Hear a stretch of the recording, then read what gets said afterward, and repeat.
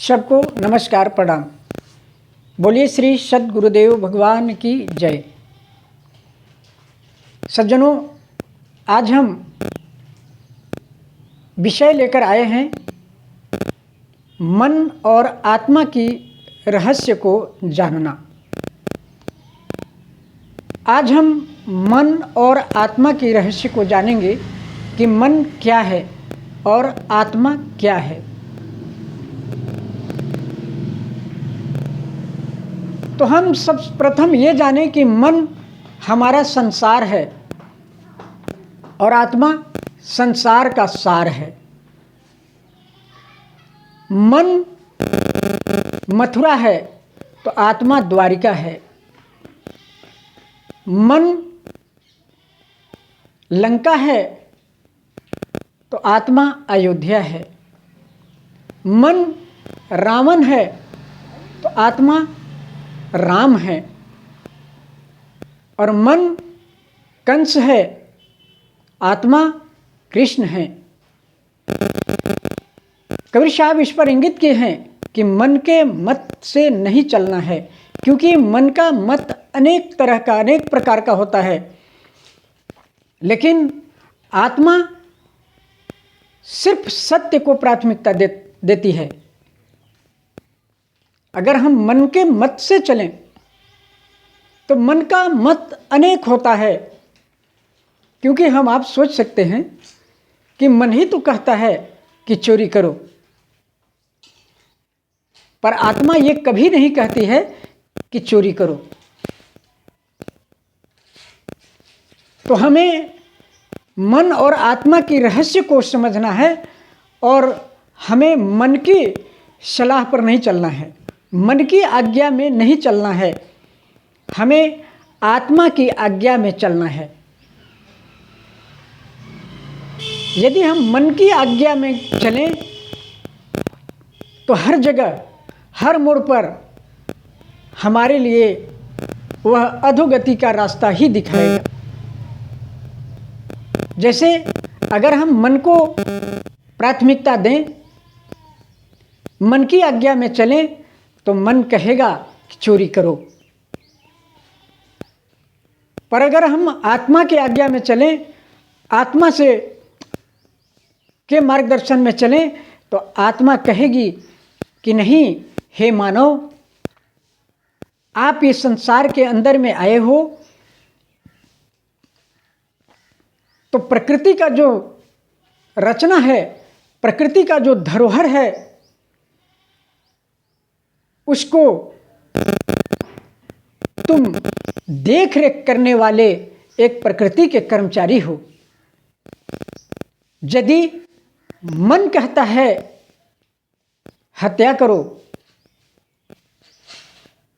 तो जब हम आत्मा से आज्ञा लें और आत्मा से इस बात को पूछें कि क्या हत्या करना अच्छा है, तो आत्मा बताएगी कि हे मानव, तुम जैसे सभी जीवों का प्राण प्यारा है और तुम्हारा जन्म इसलिए हुआ है कि इस प्रकृति का जो भी धरोहर है उसका निगरानी करना तुम जैसे सभी जीवों को इस धरती पर जीने का अधिकार है। हे मानव, यदि तू किसी को जन्म नहीं दे सकते तो किसी के मारने का भी अधिकार नहीं है, ये हमको आत्मा बताएगी। यदि हमारी मन कहे, मन ही तो कहता है कि रिश्वत लो, घोटाला करो, तो यदि हम अपने मन को मार्ग में न चलकर, मन को प्राथमिकता न देकर, अगर हम आत्मा से सलाह लें, आत्मा को मार्गदर्शक बनाएं, तो हमारी आत्मा से आवाज आएगी कि हे मानव, यदि तुम एक अच्छे पद पर हो, प्रकृति ने तुम पर खुश होकर, परमपिता परमात्मा ने तुम्हें तुम्हारी अच्छी कर्म को देखकर और तुम्हें ये योग्यता प्रदान किए हैं और आप एक अधिकारी बने हो, तो तुम्हें इस प्रकृति के जो तुम अधिकारी हो, तुम्हारे नीचे जितने भी जीव हैं या जो मानव हैं, उनकी सेवा के लिए तुम नियुक्त किए गए हो। यह रिश्वत लेकर तुम पाप मत कमाओ। जब हम आत्मा के मार्गदर्शन में रहेंगे, आत्मा की आज्ञा में रह करके अगर हम कार्य करेंगे तो हमें आत्मा सत्य मार्ग पर ले चलेगी और हमें अधोगति में जाने से बचाएगी। पर यदि हम मन के अधीन होकर चलें तो मन पग पग में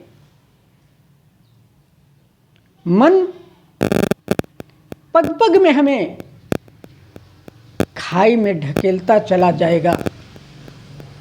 इसलिए हमें आज मन और आत्मा के रहस्य को समझना है कि मन जो है संसार में भटकाता है और आत्मा जो है हमें सत्य की राह दिखाती है।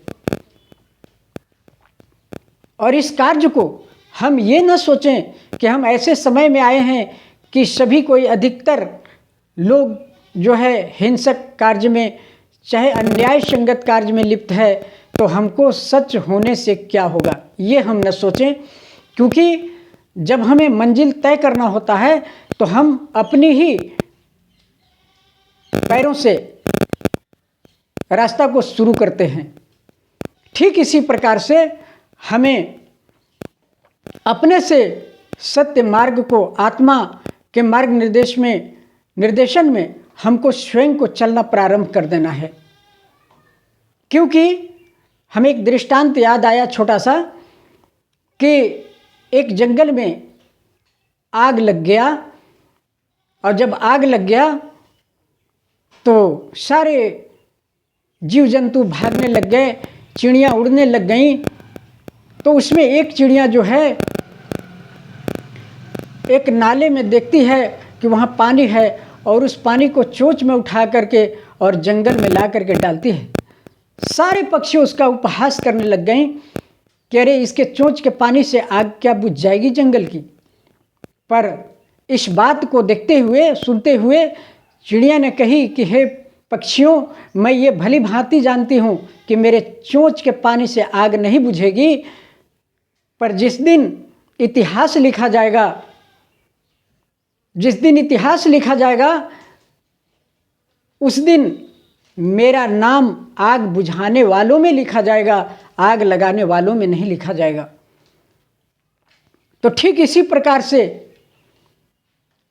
दुनिया क्या कर रही है इसके तरफ हमको नहीं जाना है। हमको ये देखना है कि बुरे को बुरा कहने दो और हमें अच्छा काम करने दो। हम दुनिया क्या कर रही है उसके तरफ नहीं देखेंगे। बस हमको ये संकल्प लेना है कि हम समाज में शांति, समाज में सद्भावना, समाज में आपसी भाईचारा के लिए कार्य करें। क्योंकि आने वाला समय में हमारा नाम शांति, सद्भावना, आपसी भाईचारा स्थापित करने में हो, ये नहीं कि अशांति भड़काने में मेरा नाम हो। हमें यह कार्य स्वयं से प्रारंभ करना है। इसलिए आगे हम देखेंगे तो ये दुनिया प्रकृति के नियम से चल रही है। समझाने के लिए तो भगवान कृष्ण दुर्योधन को भी समझाए, समझाने के लिए तो मंदोदरी रावण को भी समझाई, और अंगद रावण को भी समझाए। पर जो विधाता का मर्जी है उसको कोई टाल नहीं सकता है, जिसका परिणाम हमारे आपके बीच में है कि जो सत्य मार्ग पर नहीं चला उसका दुर्दशा क्या हुआ। और इसीलिए हमारे बीच इतिहास, शास्त्र उदाहरण के रूप में जो रचना करके, जो घटना घटित करके दिखाया है, वे हमें आपको समझाने के लिए किया है। तो हमें आपको समझना है कि आखिर हम मनुष्य का चोला प्राप्त किए हैं तो हमारा मनुष्य जीवन पाने का उद्देश्य क्या है। तो आइए हम सब मिलकर और मन और आत्मा की रहस्य को समझकर हम मन की प्राथमिकता नहीं बल्कि आत्मा को प्राथमिकता दें। इसी शब्द के साथ मैं अपनी वाणी को विराम देता हूँ। पुनः मैं सभी को नमस्कार प्रणाम करता हूँ और विशेष आगे अगला विषय लेकर आप लोगों के समक्ष आऊँगा। तब तक के लिए आप सभी को नमस्कार प्रणाम।